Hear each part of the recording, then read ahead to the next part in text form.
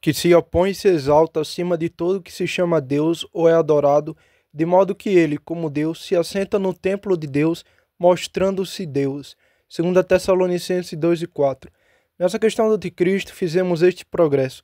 Primeiro, que ele surgiu sobre e por uma apostasia do antigo estado puro do cristianismo. Segundo, que o Espírito Santo o aponta por seus nomes e títulos, que são dois: o homem do pecado e o filho da perdição, onde ele é semelhante a Judas. Como Antíoco, ele é alguém que, pela força e poder, deve mudar as leis e ordenanças e obrigar os homens às suas abominações.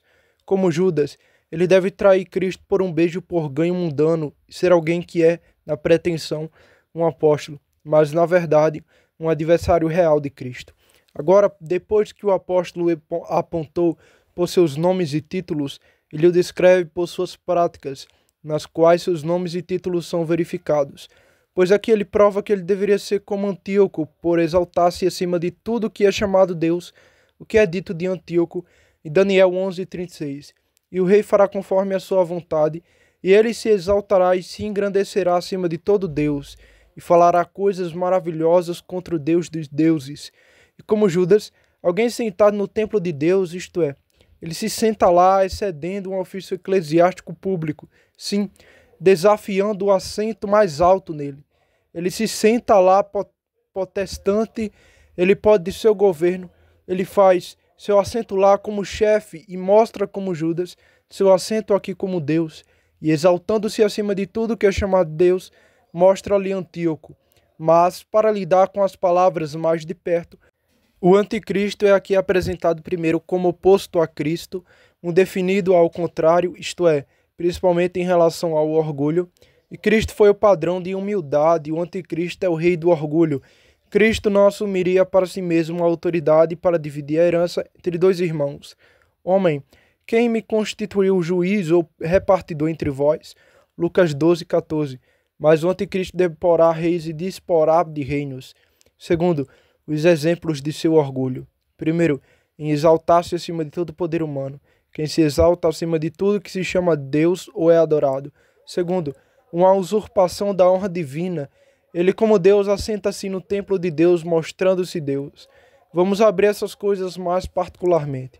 Primeiro, ele é representado no termo como alguém diametralmente oposto a Cristo e contrário a ele, que é o verdadeiro cabeça e senhor da igreja. Ele é o Senhor sobre todos. Atos 10:36. Mas o anticristo se opõe a si mesmo, isto é, mostra-se em uma aparência completamente contrária. O que é mais notável em Cristo e deveria estar em todos seus seguidores é a humildade.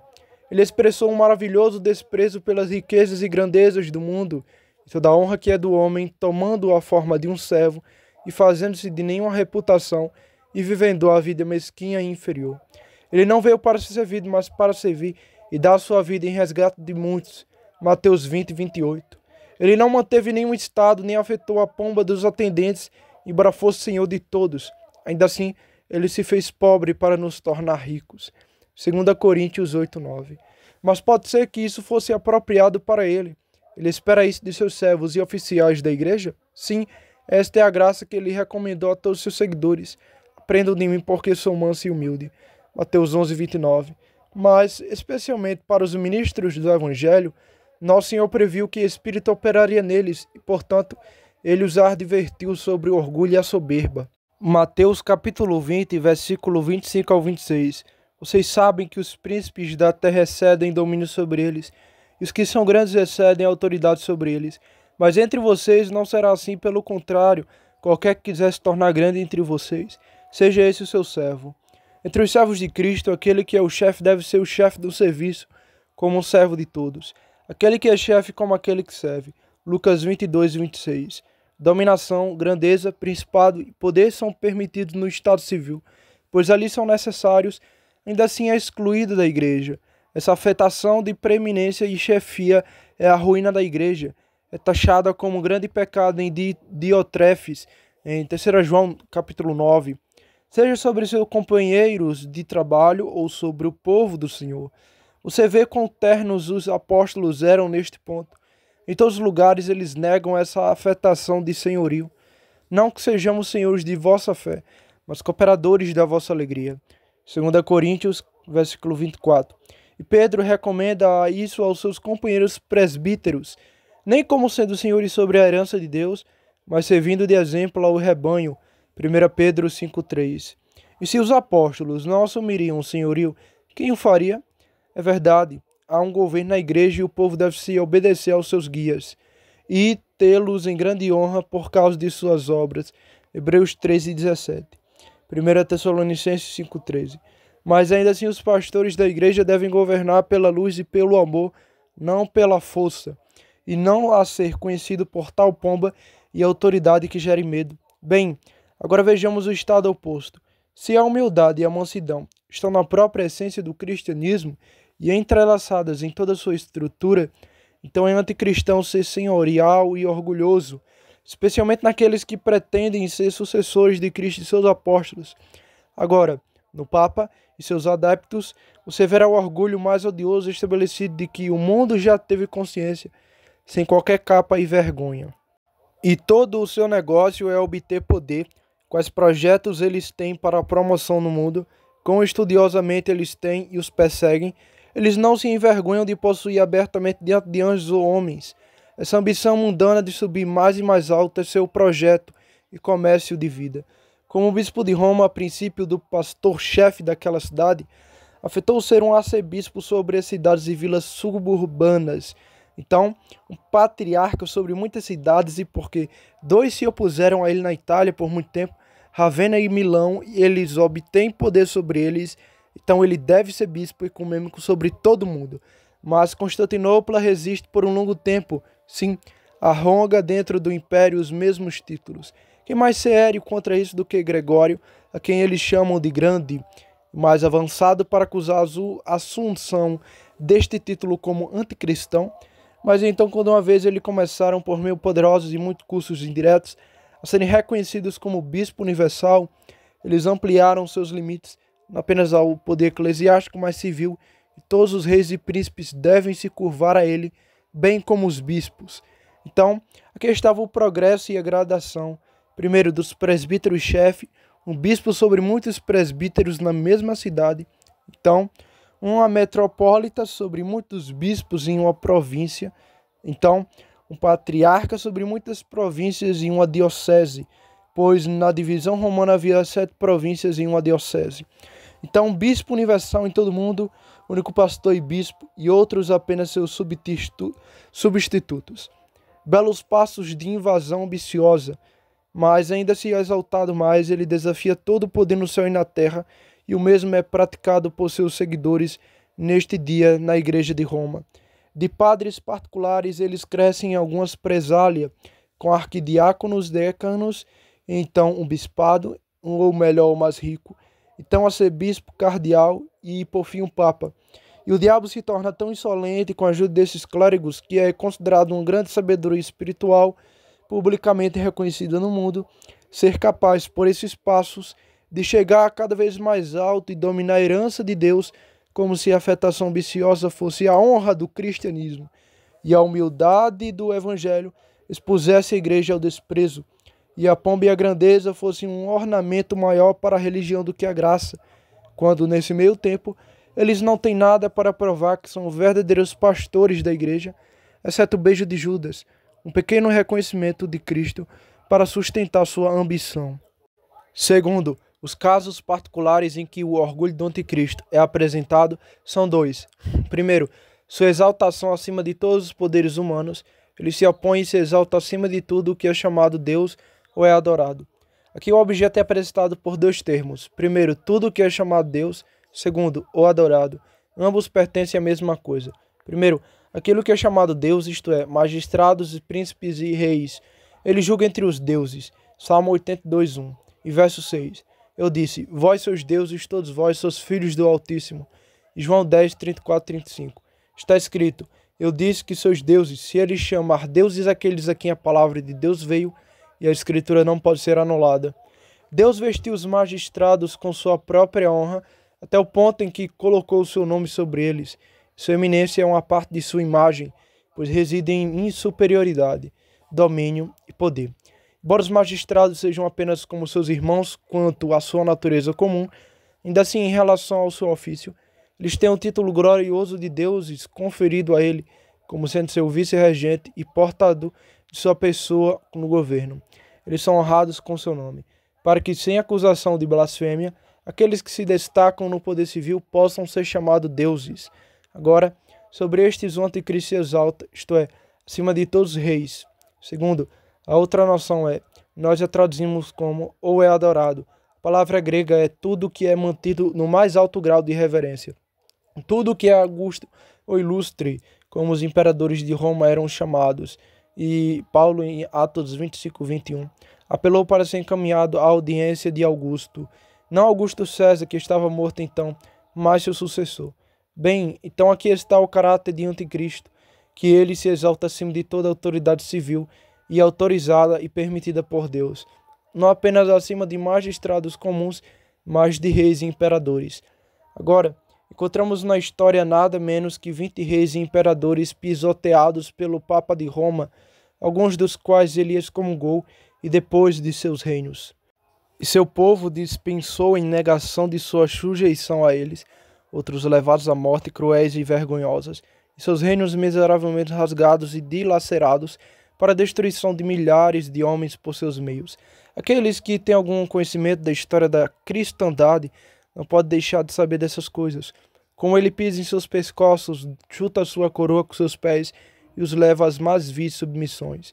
E se reis e imperadores receberam mais espíritos e coragem, os papas de Roma aprenderam mais modéstia hoje em dia. Graças são devidas à luz do Evangelho, que brilhou até agora em tal grau que levou à destruição do anticristo, embora não a sua completa destruição. O próximo exemplo, em segundo lugar, de seu orgulho é a sua usurpação da honra divina, expressa em duas cláusulas. Primeiro, uma mostra à usurpação em si, que ele, como Deus, se assenta no templo de Deus. Segundo, a outra, o grau dela, mostrando-se como Deus. Ambas devem ser explicadas e vindicadas. Primeiro, para a usurpação em si, ele se assenta como Deus no templo de Deus. Por templo de Deus se entende a igreja. Não sabeis vós que sois o templo de Deus e que o Espírito de Deus habita em vós? Se alguém destruir o templo de Deus, Deus o destruirá. Porque o templo de Deus, se sois vós, é santo. 1 Coríntios 3, verso 16 ao 17. Assim, em 2 Coríntios 6:16, que consenso tem o templo de Deus com os ídolos? Pois vós sois o templo do Deus vivo. A igreja visível externa que professa a fé de Cristo e leva seu nome, de modo que o lugar onde o anticristo surgirá é a igreja cristã visível, não a Roma, mas a cristã. Mas então a igreja de Roma é a igreja de Cristo? Eu respondo, era uma parte dela antes de sua ser pervertida. Ainda usurpa esse nome, retém alguma relíquia de uma igreja mutilada como está. Diz Calvino em suas epístolas, acho que de algumas razões fortes de que ela ainda retém alguma aparência de uma igreja. Agora, neste templo de Deus, ele se senta como oficial e bispo, como expliquei antes. E enquanto outros príncipes são ditos reinaço por tantos anos, o Papa é dito sentar-se por tanto tempo. É sua sede, sua catedral, o assento. E novamente aqui é dito que ele se senta como Deus, isto é, como Deus encarnado, pois Cristo é o verdadeiro e próprio Senhor da igreja, e ninguém deve reinar lá, exceto ele.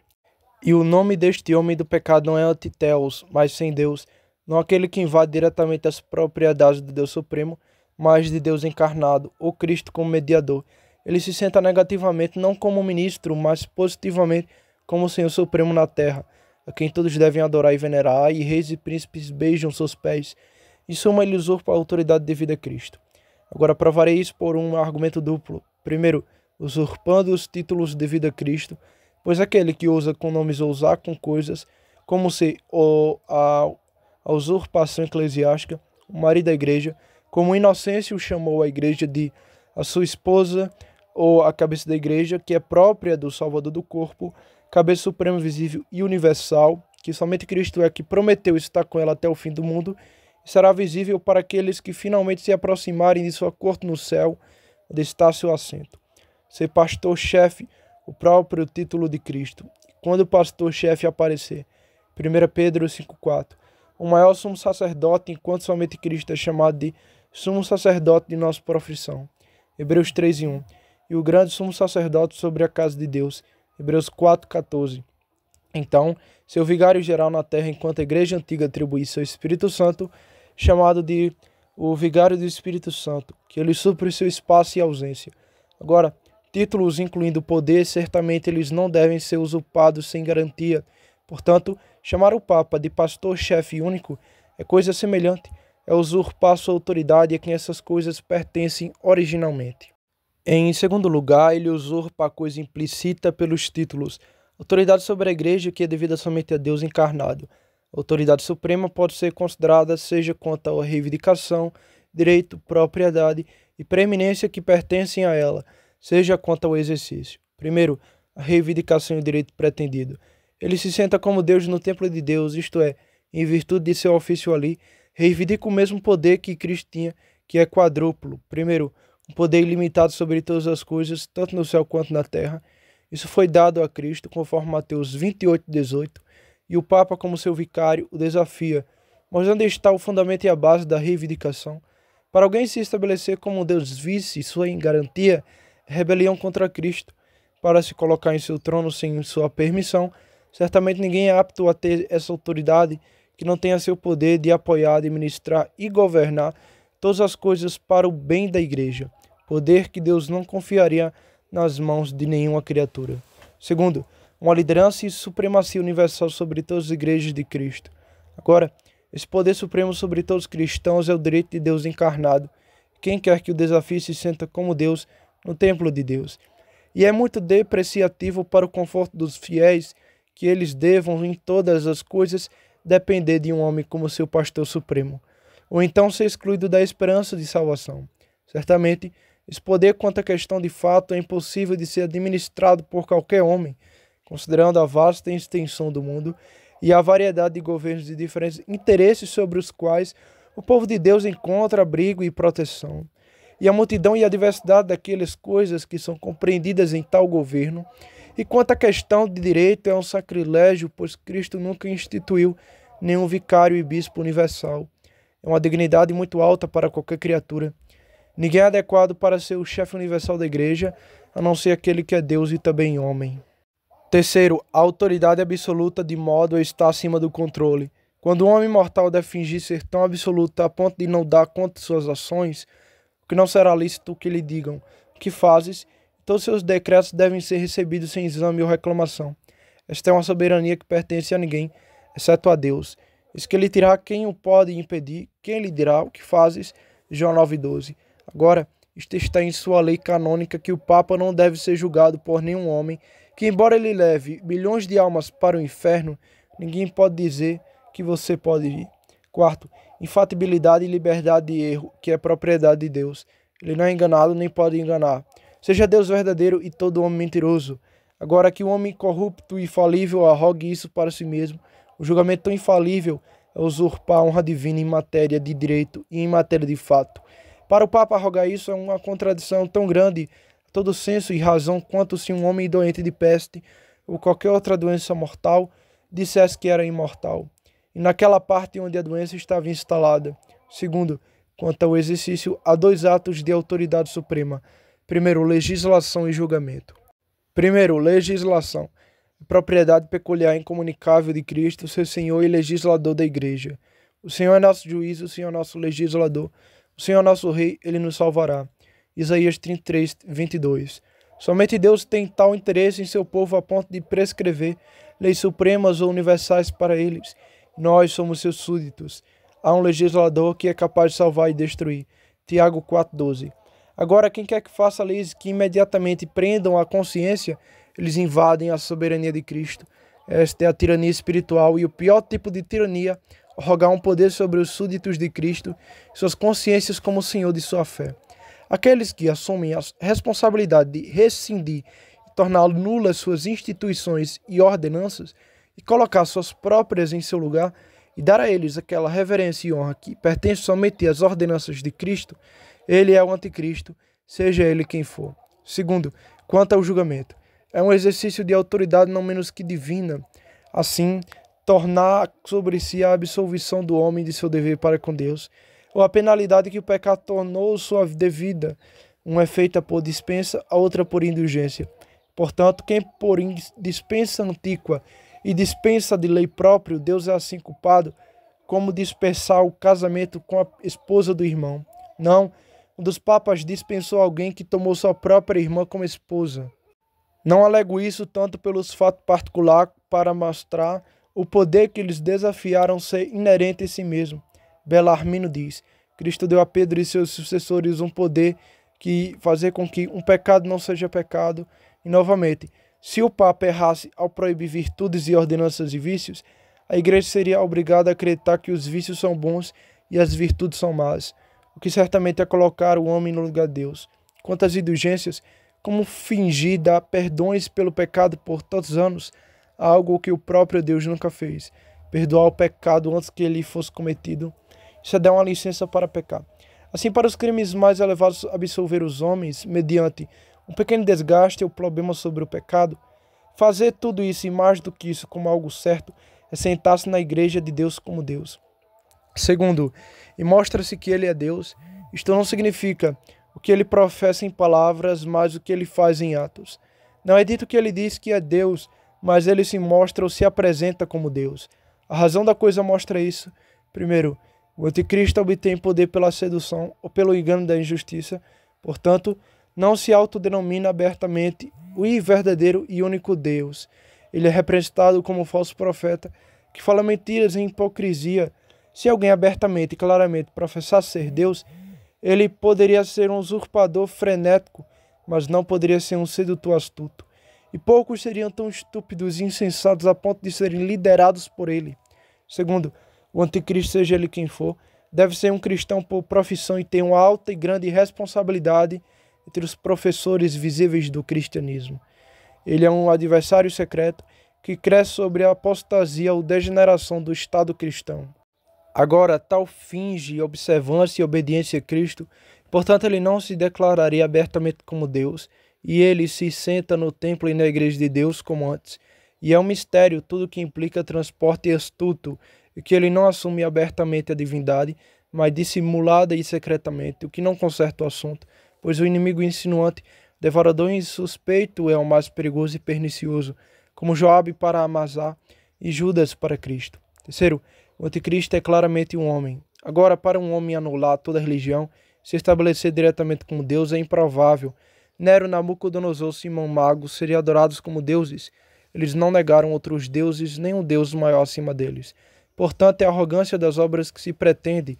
Se o anticristo se mostrar como Deus, certamente ele adoçará a sua blasfêmia com alguma hipocrisia, como se ele fosse o vicário e vice-regente de Deus. Quarto, sua apresentação como Deus é aceitar ou fazer tais coisas que, se pertencessem corretamente a ele, mostrariam que ele é Deus. E duas pessoas que encontram nas Escrituras acusadas de usurpar honra divina. Aquele Herodes Agripa, que foi ferido por um anjo por não dar glória a Deus quando o povo clamou, a voz de Deus e não do homem. Atos 12, 22. Sua falha foi aceitar o que foi atribuído por outros. O outro é o príncipe de Tiro, em Ezequiel 28, 2. Porque o teu coração está exaltado e disseste, eu sou Deus e me assento na cadeira de Deus, no meio da cadeira, contudo, tu és um homem, não Deus, embora ponhas o teu coração como o coração de Deus. Sua falha foi assumir como se fosse Deus, aceitar honras divinas, fazer aquelas coisas que o fariam igualar-se ao nosso Senhor Cristo, abençoado para sempre. Assim ele se mostra que é Deus. Primeiro, sua aceitação dos discípulos do anticristo, que o chamam de Nosso Senhor Deus.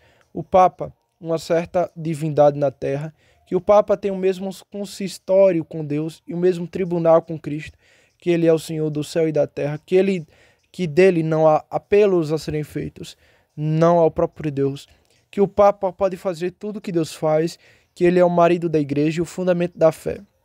Concílio de Latrão, seção 4. Ao ter Deus, que as palavras do Papa na catedral são para a certeza da verdade, iguais às Escrituras, que ele pode mudar e formar a forma de sacramentos entregues por Cristo ou decretar contrários às Escrituras. Se alguém objetar que estes foram os aplausos de seus bajuladores e defensores, é verdade que foram assim proferidos, mas essas bajulações dos canonitas e jesuítas vêm a ser doutrinas recebidas entre eles. E enquanto diversos papas dirigem comissões especiais para a leitura das obras dos eruditos, com autoridade para expurgar e purgar tudo que não é ortodoxo. Muitas coisas melhores foram censuradas, mas essas coisas permanecem, como sendo muito agradável à humildade e sua santidade, e assim não devem ser alteradas além disso. Muitas dessas coisas foram ditas em sua face sem repreensão. Conselho de Latrão, seção 2. Ele é chamado de sumo sacerdote e rei, que deve ser adorado por todos e mais semelhante a Deus. Diz que o aspecto de tua divina majestade deslumbra nossos olhos, e do Salmo 72 se aplica a ele. Todos os reis da terra o adorarão e todas as nações servirão.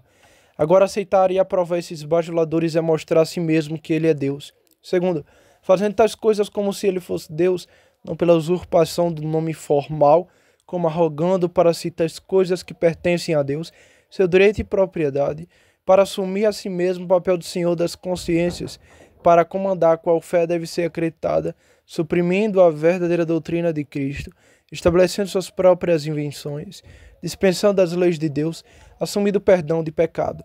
Um artigo pela qual Lutero foi condenado é este, que não está no poder da Igreja ou do Papa fazer novos artigos de fé.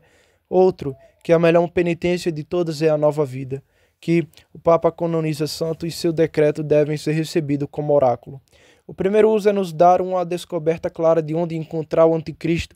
Cada tio disso é cumprido no bispo de Roma, para que não precisemos mais ficar em dúvida e dizer: é este que deveria vir, ou devemos esperar outro? Quem é o Papa senão aquele que se opõe àquele Estado e estrutura humilde em que Cristo deixou a Igreja, e será príncipe de todos os pastores, e julgará a sua obediência, e fez tais problemas no mundo para se fazer reconhecido como cabeça e chefe? Quem é aquele que se exalta acima de tudo, que é chamado Deus e é o augusto no mundo, senão aquele que assume a responsabilidade de privar e depor imperadores, reis e príncipes, por suas excomunhões, suspensões, interdições e decretos, dispensando os súditos de sua lealdade e juramento, e entregando seus reinos, que coroa e descoroa imperadores com seus pés, e pisa neles como se pisassem uma víbora? Quem é aquele que se assenta como Deus no templo de Deus, senão aquele que assim aspira imperiosamente?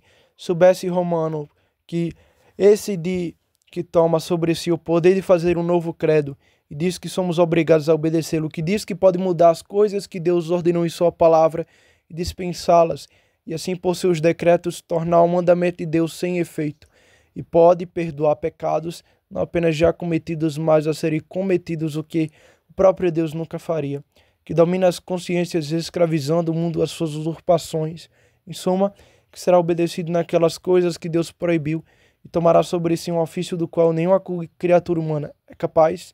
Quem é aquele que se mostra Deus, senão aquele que se deixa enfeitar com os despojos dos próprios atributos de Deus, para ser o máximo ideal, o melhor e o mais importante, nosso Senhor Deus, o Papa, uma divindade visível, e será adorado por todos os potestades da terra, com tal veneração, que maior não poderia ser dada ao próprio Cristo, se ele estivesse corporalmente presente, e fará com que todo mundo se submeta aos seus decretos como sendo infalível, que desafiam o poder sobre os anjos, o purgatório e o inferno.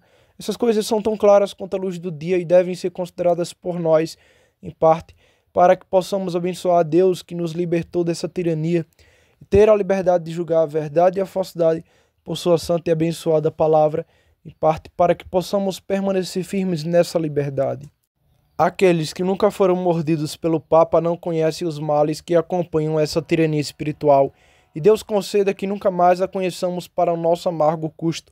Portanto, como Samuel lidou com os israelitas quando eles rejeitaram a teocracia, o governo de Deus sobre o qual eles tinham sido bem e seguramente governado, a menos que perdessem a proteção por seu próprio pecado, para que pudessem ser como todas as nações ao redor deles, Samuel lhe conta qual seria a maneira do rei que deveria reinar sobre eles. E ele disse: esta será a maneira do rei que reinará sobre vocês. Ele tomará seus filhos e o designará para si, para seus carros e para serem seus cavalheiros, e alguns correrão diante de seus carros. Ele nomeará capitães de milhares e capitães de 50, e os colocará para lavrar sua terra, para ceifar sua colheita e para fazer seus instrumentos de guerra, instrumentos de seus carros. E ele tomará suas filhas para serem confeiteiras, para serem padeiras e cozinheiras. 1 Samuel 8, 11 ao 13. E ele tomará seus campos e suas vinhas, até mesmo o melhor deles os dará aos seus servos. Então, Se tal humor devasso nos possuir, que devemos ter a religião das nações ao nosso redor, considere quem você recebe espiritualmente para reinar sobre você. O rei do orgulho que se opõe e se exalta acima de tudo que é chamado de Deus ou é adorado.